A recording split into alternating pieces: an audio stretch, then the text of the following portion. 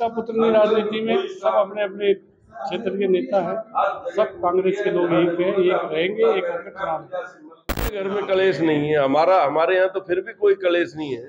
दूसरी तरफ कलेश कितना है, वहाँ तो 20-20 मुख्यमंत्री बनने को तैयार हैं। पिछले काफी दिनों से सियासी बाजार इस बात को लेकर गर्म था कि राजस्थान कांग्रेस में सब कुछ ठीक नहीं है, गहलोत और पायलट के बीच में मामला सही नहीं है। लेकिन अब राजस्थान के स्वास्थ्य मंत्री परसादी लाल मीणा ने ये बता दिया कि गहलोत और पायलट के बीच में कोई लड़ाई नहीं है, सब कुछ एकदम चंगा है। वो एक थे, एक है और एक ही रहेंगे।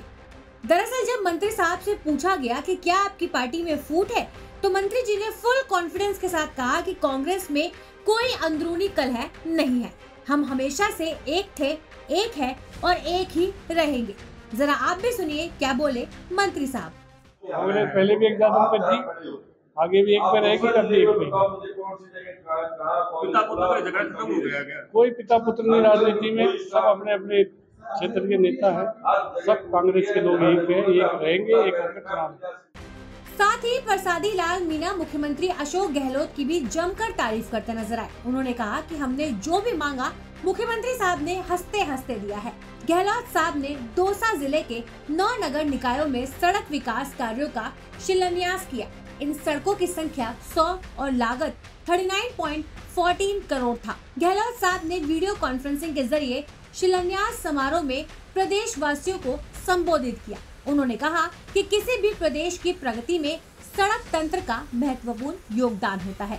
हालांकि इस दौरान मंत्री साहब जमकर बीजेपी पर भड़ास निकालते हुए नजर आए। उन्होंने कहा कि बीजेपी वाले तो गाली गलौज कर रहे हैं, वो जीरो है। सुनिए क्या बोले स्वास्थ्य मंत्री। बीजेपी का नंबर 0 है, अभी बीजेपी 0 है, वो तो गाली गलौज उतर रहे हैं। उनके पास न कोई प्रोग्राम है, न कोई राहत के गारंटी कार्ड है, न कोई उनके पास प्रोग्राम है, वो तो जीरो पे है अभी। प्रसादी जी के अलावा मंत्री राजेंद्र यादव भी बीजेपी पर जमकर सियासी ताबड़तोड़ प्रहार करते नजर आए। उन्होंने कहा कि हमारे यहाँ का झगड़ा छोड़िए, बीजेपी में तो कई चेहरे मुख्यमंत्री बनने का सपना संजोए बैठे हैं। सुनिए जरा क्या बोले राजेंद्र यादव। घर में कलेश नहीं है, हमारे यहाँ तो फिर भी कोई कलेश नहीं है। दूसरी तरफ कलेश कितना है, वहाँ तो 20-20 मुख्यमंत्री बनने को तैयार हैं। हो सकता है आप भी देख लो, उधर ट्राई कर लो, शायद उधर के नंबर आ जाए। रिपीट की बात नहीं कर रहे, रिपीट कर रहे हैं। आप गलत कह रहे हो, हम कह रहे हैं रिपीट हो गई। ये सब आप लोगों का प्रोपेगेंडा है, प्रेस का। ऐसा कुछ भी नहीं है जो आप कहना चाह रहे हैं। बहरहाल मंत्री जी के बयानों के बाद सियासी गलियारों में एक बार फिर से कुछ सवाल खड़े हो गए हैं।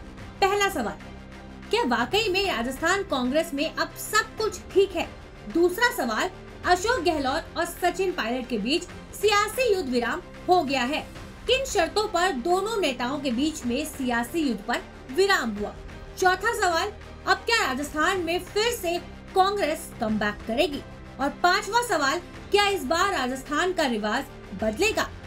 हालांकि ये तमाम सवाल इसलिए भी खड़े होते हैं क्योंकि कुछ ही महीनों में राजस्थान में चुनाव है और ऐसे में जहां कांग्रेस और बीजेपी दोनों ही अपने सियासी हथियारों को तेज करने में लगी हुई है, तो वहीं दूसरी तरफ सियासी गलियारों में चर्चाएं ये भी है कि क्या राजस्थान में चुनाव में सचिन पायलट और अशोक गहलोत दोनों मिलकर बीजेपी को शह मात देंगे या फिर नहीं।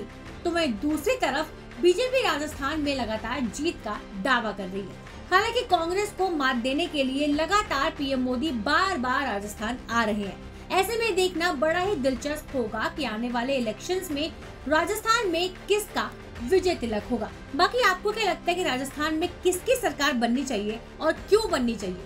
जो भी आपके व्यूज है हमें कमेंट बॉक्स में जरूर बताइएगा। ब्यूरो रिपोर्ट, न्यूज़ तक।